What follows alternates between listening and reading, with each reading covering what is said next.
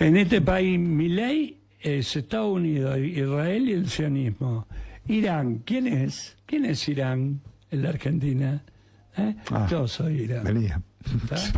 Hoy posiblemente, y lo digo con toda fuerza, con toda convicción, probablemente, como hace 30 años, hagan otro atentado en la Argentina para victimizarse.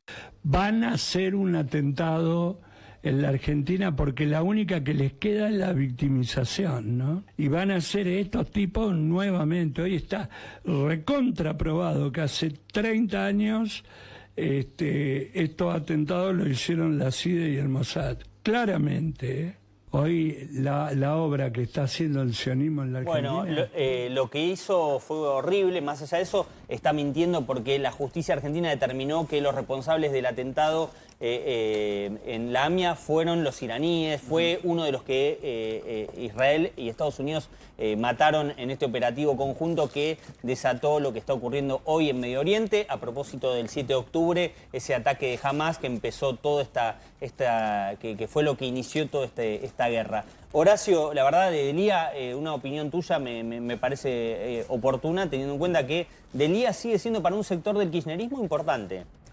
Delía formó parte de las negociaciones. Ahí. Él decía que eran, no, que nada que ver, que a él lo sorprendió, pero él era el nexo con Irán durante mucho tiempo. Claro. Poca gente debe haber viajado más a Irán que Delía y con contactos reales.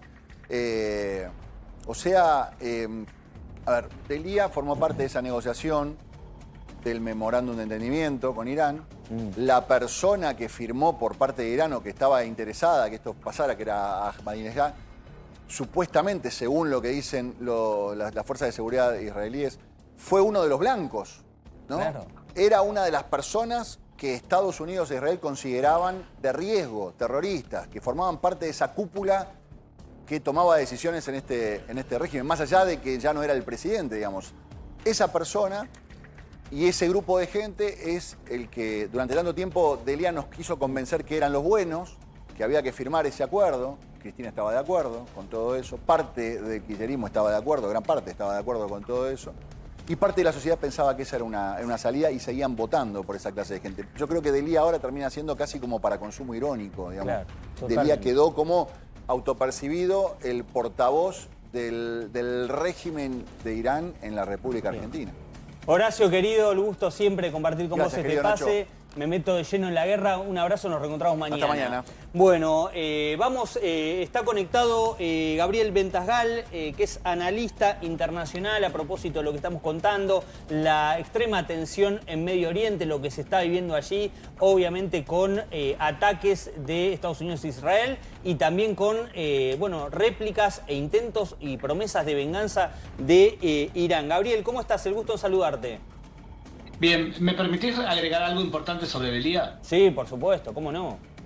Mirá, dos cosas. La primera es que Irán penetra en América Latina de formas muy diferentes. Hace lo que se llama Dawa, que es acción social, proselitismo para captar gente que se convierta al Islam. Está muy metido en el tráfico y en el lavado de dinero de drogas. La CIA cree que alrededor de 500 millones de dólares por año. Pero además, uno de los patrones es pagarle a políticos locales para que sean sus portavoces. En el caso de España, le pagaron a Pablo Iglesias. Al de Podemos, durante mucho tiempo hizo el programa Fuerte Apache. En Argentina encontraron un representante que tiene los lapicitos menos afilados que Pablo Iglesias. Claro. Entonces nos lo tomamos como si fuese alguien que, bueno, es un delirante. Ahora, acaba de decir algo en la parte que ustedes transmitieron, que es importante tener en cuenta. Y es que el modus operandi de Irán se conoce desde el punto de vista técnico como atentado a la repisa. Y es que planifican todo el atentado, esconden la dinamita o tienen toda la inteligencia ya hecha y cuando quieren ejecutarlo lo sacan a la luz. Claro, ¿está bien? Claro. Ahora, lo que acaba de decir Delía es: vigilen porque cuando haya un atentado, que quizás estos atentados a la repisa, él va a volver a echarle la culpa a Israel y va a decir, yo les dije que era por culpa de Israel y que fue un autoatentado. Claro, bueno, hay que tomarse en serio. Sí, totalmente. Claro, hay que tomarse en serio lo que acaba de decir este delirante. Porque puede parecer un chico que no le funciona bien el mate, pero lo que está diciendo es una correlación al modus operandi de Irán. O sea, Gabriel, y ya me meto con lo que está pasando allí y tu análisis y también el de Ilan Bushney, que está aquí en el piso, pero lo que vos decís es atentos y está muy bien que el gobierno argentino haya reforzado todo lo que tiene que ver con la seguridad en estos tiempos, ¿no? Porque Argentina es un aliado de Israel y de Estados Unidos en este momento. Porque la intención existe. Y el hecho que el gobierno, a diferencia del gobierno K, no se tomaba en serio estas amenazas, este gobierno se lo toma en serio. Otra pregunta es si tiene la capacidad para poder evitarlo. No siempre la intención se traduce en capacidades. Claro, clarísimo, Gabriel. Bueno, dame un pantallazo de cómo está la situación hoy. También se vive una guerra de desinformación que lo vimos con Irán diciendo primero que había logrado atentar contra Netanyahu en el día de hoy bien temprano, después diciendo que había dado, durante el fin de semana que había atacado portaaviones estadounidenses, que había realmente propinado un duro golpe a la Marina estadounidense. ¿Cuál es la situación hoy en Medio Oriente? Ante todo, Irán utiliza una tradición dentro del Islam chiita que se llama taqiyya, que es ocultar la verdad, o sea, mentir para favorecer la causa. Lo grave en el caso de Irán es que medios de comunicación y agencias de noticias serias como EFE de España repite lo que dice Irán con la misma irresponsabilidad que antes repetía lo que decía Hamás. Claro. Eso es lo preocupante, porque que un medio de comunicación que se dice tener prestigio no verifica lo que está diciendo Irán ya es preocupante. Ahora, desde el punto de vista del terreno, bueno, Israel descabezó junto con Estados Unidos a buena parte de la plana política y militar de Irán. Y hay una carrera contra el tiempo para intentar neutralizar los misiles balísticos que está disparando Irán. Es verdad, ha disparado menos misiles balísticos que el año pasado, pero sigue disparando a tal punto que ya provocó la muerte de 11 israelíes o 12, no me enteré si las personas que estaban heridas de gravedad todavía siguen vivas. Eso por un lado. Y por otro lado, actúa un poco de forma irracional, porque dispara no solo contra Israel, dispara contra Chipre para buscar soldados ingleses y también contra musulmanes sunitas, acusándolos de haber apoyado a Estados Unidos. Claro, y Lean, una opinión tuya sobre esta guerra de desinformación. ¿Existe, es tal o no es intencional? Hay patrones que se repiten y no es casualidad que se repitan con Irán como país. Lo mismo que hizo Hezbollah, Hamás o otras organizaciones terroristas en Medio Oriente. En este caso, el Estado patrocinador del terrorismo, como lo es Irán, lo toma casi como bandera. Cuando empezó el ataque estadounidense-israelí, una de las noticias era que se había bombardeado un colegio donde habían niños. Esa noticia no solamente que fue falsa, sino que después los propios canales del régimen, sobre todo en Telegram, confirmaron que la noticia fue real, pero que ellos mismos habían disparado, no la coalición de Estados Unidos e Israel. Entonces es algo muy común. Ahora, lo que queda por ver en este caso es, en el día de hoy hubo un hecho muy particular, que es que por primera vez se atacó la petrolera en Arabia Saudita más importante, que es Aramco, y esto no solamente es un problema para el mundo, sobre todo porque Arabia Saudita es uno de los grandes proveedores a nivel mundial del petróleo, sino también porque esto indica que Arabia Saudita se puede sumar a los ataques en conjunto con Estados Unidos e Israel y empieza a regionalizarse una alianza en contra de Irán en modo ofensivo. Bien, Gabriel, sobre este punto, lo que nos marca Ilan, Arabia Saudita en este contexto, ¿tenía intenciones de ir a la guerra? ¿Estaba esperando este momento o no? ¿O se sumaría, obviamente, como efecto colateral por el ataque a Irán? Mira, hay una palabra en árabe que es fitna. Está mal visto, muy mal visto que musulmanes combatan entre sí. Entonces es probable que Arabia Saudita, Emiratos Árabes, no participen en la guerra, porque uno debe preguntarse, ¿qué pueden aportar a la guerra realmente? Claro. ¿Qué capacidad militar diferenciadora tienen? Y la verdad que ninguna, no van a aportar algo más. Pero si permiten que Estados Unidos e Israel ataquen desde su territorio y no condenan a Israel o a Estados Unidos, es como que estuviesen aprobando el ataque. Claro. Eso ya es un síntoma de que están del lado occidental. Es un apoyo, entre comillas, logístico. Sería muy importante para Estados Unidos y para Israel. Hay un punto que no es menor en esta discusión, que tiene que ver con el impacto económico, el petróleo. Lo que decía Ilan, que es el tema de se ataca una refinería, sube el petróleo a nivel mundial. ¿Esto puede hacer cambiar los planes, por ejemplo, de Trump? No por el momento. Justamente, Perdón, Gaby, que te interrumpo. No por el momento, y más cuando vemos el tono de las últimas declaraciones de Donald Trump durante todo el día de hoy, que se la pasó hablando en los medios y casi que en cadena nacional. No lo hizo en cadena nacional, pero con mensajes muy contundentes diciendo, esto acaba de empezar. Nosotros todavía no mostramos todo el potencial y toda la capacidad bélica que tiene Estados Unidos para desplegar en Irán. Claro. ¿Gabriel? No, estoy de acuerdo completamente. Creo que va a ser una crisis momentánea. Después el precio se va a estabilizar. Recordemos que hay muchos países sunitas, productores de petróleo, que están muy felices con el ataque contra Irán y que van a aumentar la producción para poder suplir lo que Irán no ofrece. Claro. Lula, tenías una pregunta vos. Sí, Gabriele, ¿cómo estás? Lucía te saluda. Bueno, nosotros desde Argentina, claramente teniendo una historia lamentable con Irán, la pregunta que me surge ¿es una guerra limitada o puede extenderse a una guerra lamentablemente regional? ¿Existe esa posibilidad? Yo sé que es difícil hacer futurología en situaciones así, pero ¿qué cree usted? Mirá, yo la semana pasada dije en muchas entrevistas que para mí comenzaba este fin de semana. O sea, ya me la jugué, vengo quemado. Ahora te lo digo de forma clara. No va a ser una guerra mundial, no va a entrar ni Rusia ni China, no les conviene a ninguna de las dos, no tiene lógica la entrada de ellos y tampoco es una guerra regional porque ¿quién podría salir a apoyar a Irán ahora? Bueno, dos países islámicos radicales, pero que son sunitas y son Qatar y Turquía. Sí. Ambos países no van a salir a defender a un chiita, o sea que es probable que tengamos una guerra entre Israel y Estados Unidos donde los países árabes no digan nada. Y el silencio es como una afirmación y que no se expanda porque Rusia y China van a llorar un poco, China va a perder el 20% del petróleo que recibe ilegalmente, o sea, a escondidas en negro que le compra a Irán, pero Rusia no va a salir a defender, si no salieron a defender a Assad, que les debía 32.000 millones de dólares, que van a salir a defender a Irán. Bien, Gabriel, ¿Trump quiere que cambie el régimen? La pregunta tiene que ver con, bueno, fue y buscó a Maduro en Venezuela, cambió el régimen, no, arregla con Delcy Rodríguez, mata a Ali Khamenei, aparentemente hay versiones de que están en conversaciones también con el régimen. ¿Quiere negociar con el régimen? ¿Quiere cambiar el régimen y liberar realmente a los iraníes? ¿Quiere que se encargue Irán de eso? Netanyahu quiere cambiar el régimen. Claro, pero no Trump. Trump quiere cambiar el régimen, pero ¿sabes lo que pasa? Que todavía no está claro quién es la Delcy Rodríguez de Irán. Claro. Y necesitas un Delcy Rodríguez. Puede ser, creo, esto sí ya es apuesta, me da la sensación que el elegido es el presidente del país, que es una figura administrativa, que es Pezeshkian. ¿Y por qué te digo eso? Primero porque es un reformista. Segundo porque es médico y se quejó durante muchos años de la falta de infraestructura para curar a la gente. Y tercero porque no lo mataron. ¿Por qué mataron o buscan matar a Ahmadinejad, que ya no es presidente, y encima a Pezeshkian lo dejan libre?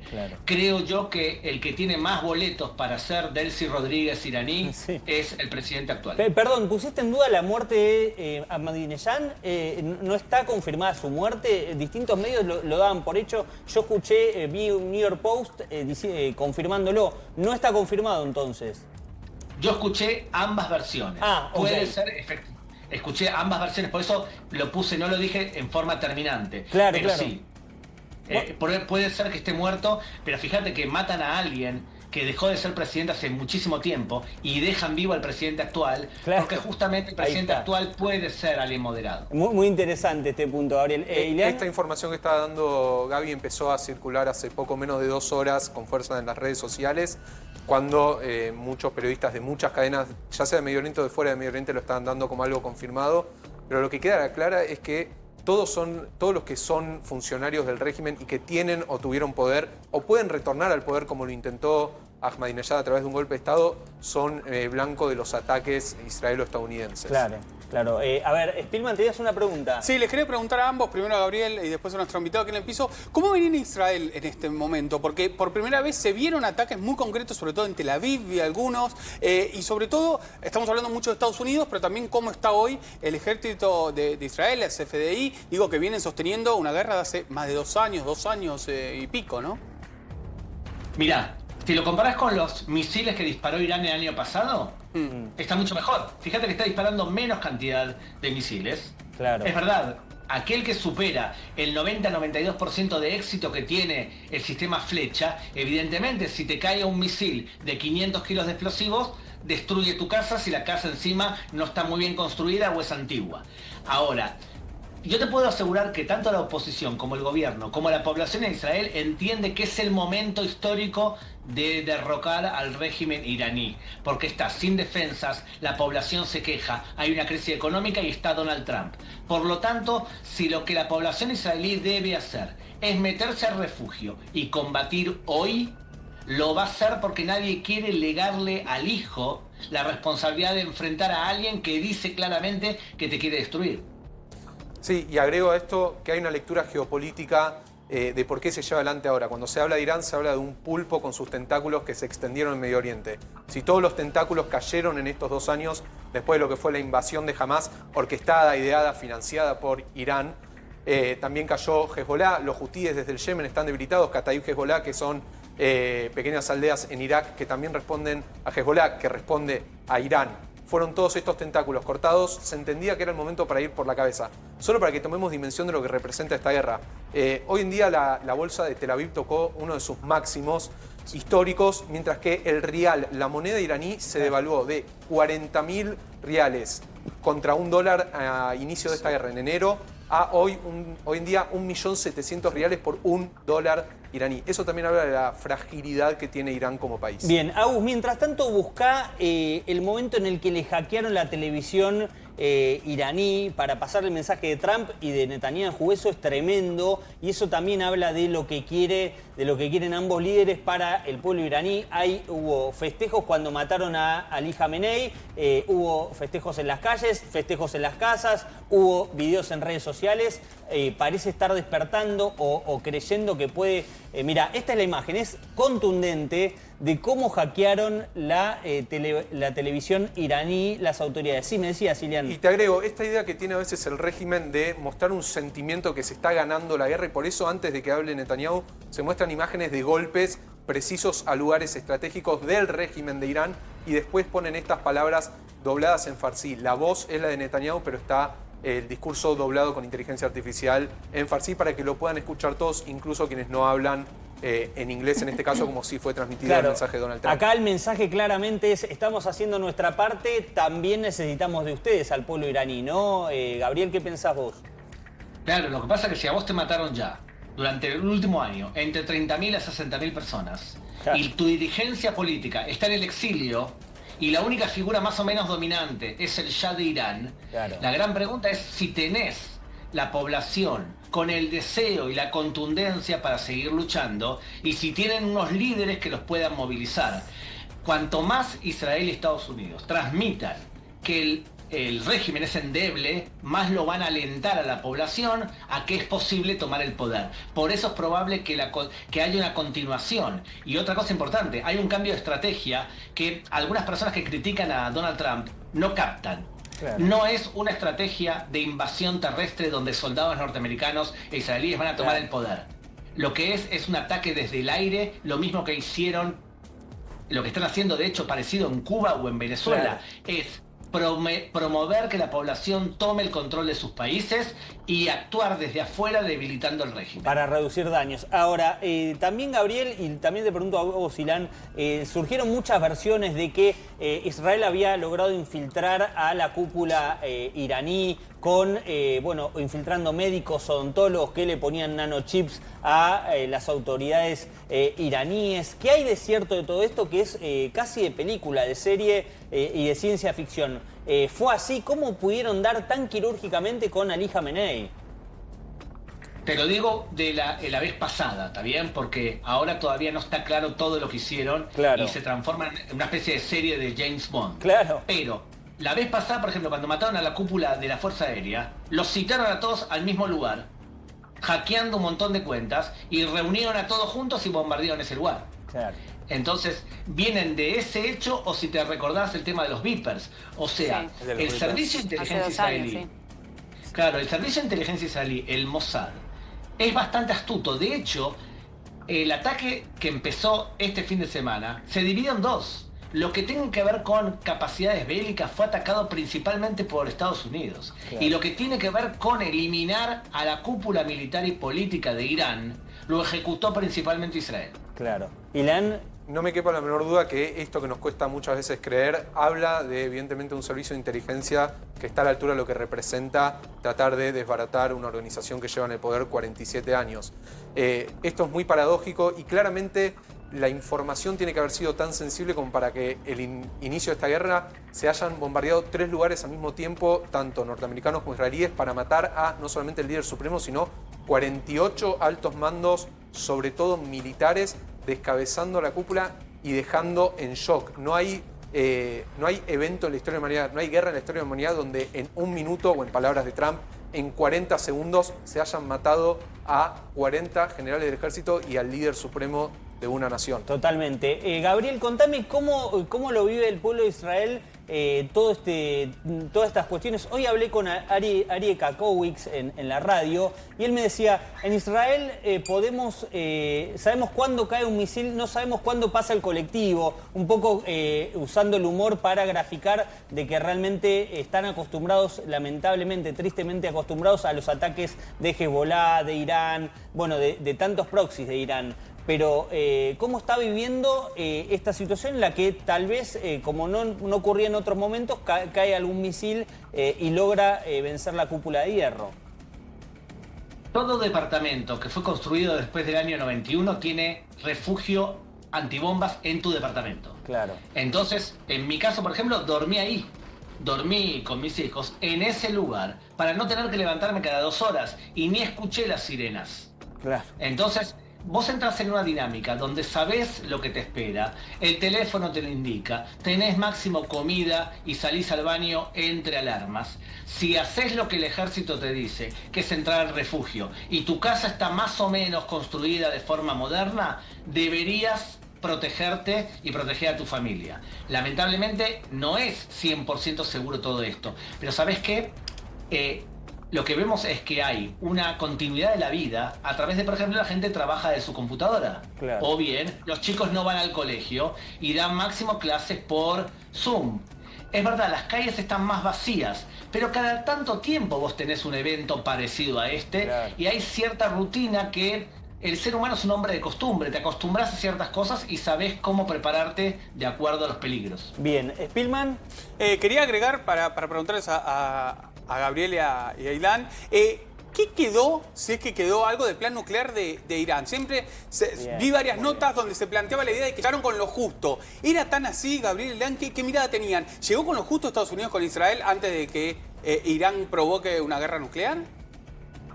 ¿Cuántas veces en tu vida armaste bombas nucleares? Jamás, Gabriel, y tampoco quiero hacerlo. Muy bien, para armar una bomba nuclear necesitas 25 kilos de uranio enriquecido al 93.8%. O sea, necesitas mucho uranio enriquecido de mucha calidad. Necesitas saber armar una cabeza nuclear, necesitas tener un misil con capacidad de portar una cabeza nuclear. ¿Qué es lo que tenía Irán? Irán tiene misiles para portar cabezas nucleares, sabe cómo hacerlo y tenía 500 kilos de uranio enriquecido al 60%, que equivale a 8 cabezas nucleares. Tiene además centrifugadoras para terminar el proceso. O sea que tenía todos los elementos para hacer la torta. No lo había ejecutado, pero según el servicio de inteligencia estaba muy cerca y acelerado el proceso después de la última guerra. Es por eso que atacaron ahora, para evitar que completen el proceso. O sea, Gabriel, que lo que comentaba hoy en una especie de conferencia de prensa Donald Trump con que encontraron un sitio clandestino de enriquecimiento de uranio era verdad. Digo, no es una excusa para terminar atacando a Irán, y entiendo también que si continúa la campaña, como dijo el presidente de los Estados Unidos, va a tener que ampliar el frente, porque ¿cuánto tiempo más puedes extender una campaña de esta magnitud? Lo que pasa es que tenemos el trauma de Irak. ¿Te acordás cuando también Sí. Estados Unidos dijo que Irak tenía bombas nucleares? Claro. Lo que pasa es que Irak no es Irán. La Claro. seriedad nuclear de Irán Es distinta. y además la calidad técnica de los físicos iraníes es mucho mayor. No lo dice solamente Estados Unidos, lo dice también Israel y lo dice también la Organización Internacional de Energía Atómica. Irán tenía capacidades nucleares con fines militares. Claro. Ahora, yo no creo que Donald Trump desee enviar soldados para ampliar, porque la forma de que amplíe esta guerra es que mande soldados por tierra. Claro. Porque no se va a meter Rusia, no se va a meter China. probablemente no se metan los proxies, entonces esa es la forma de ampliar. Y no creo que lo quiera hacer. Lo que creo que va a continuar va a ser un ataque continuo desde el aire, intentando matar a la mayor cantidad de líderes posibles de sin Irán exponer a su y gente. neutralizar sus capacidades bélicas. Bien, gracias Gabriel por este ratito, siempre muy generoso y muy interesante escucharte. Un abrazo grande. Chao muchachos, gracias. Bueno, ahí pasaba Gabriel Ventasgal con bueno, el análisis de lo que está pasando en Medio Oriente, una situación muy extrema. Ilan, hay información, hay versiones de que Israel se planta en el hecho de, bueno, hay que terminar con el régimen, que esto no puede seguir así, no puede haber una continuidad del régimen iraní. Sí, no solamente es la posición de Israel, sino también de los Estados Unidos. Donald Trump está siendo muy asertivo con sus declaraciones. Y evidentemente es el objetivo de máxima, es por donde están yendo y quien sería uno de los posibles candidatos a ocupar el liderazgo en Irán, que es el hijo del ya depuesto Reza Pahlavi, que se encuentra en este momento en Estados Unidos, no para de mandar señales no solamente en redes sociales, sino a través de sus acciones, reuniéndose con los altos funcionarios de Washington, de la Casa Blanca, diciendo yo soy quien está listo para poder tomar adelante por el control y ser ese gobierno de transición que están buscando. Y algo más, una imagen muy interesante. 2 días antes de que se dé el ataque israelo-estadounidense, justamente Reza Pahlavi muestra en sus redes sociales un video junto a líderes tribales dentro de Irán. Hay que entender que Irán no es una población homogénea y esto también va a representar un desafío para qué va a pasar con el día después. Alguien tiene que tratar de aglutinar la mayor cantidad posible de gente dentro de Irán. Hoy en día hay muchas estimaciones que dicen el hijo del ya depuesto Reza Pahlavi es quien sería el indicado. Ilan Busni, como siempre, muy agradecido. Te has quedado bueno, varias horas en este canal, te agradecemos mucho. Te liberamos y gracias.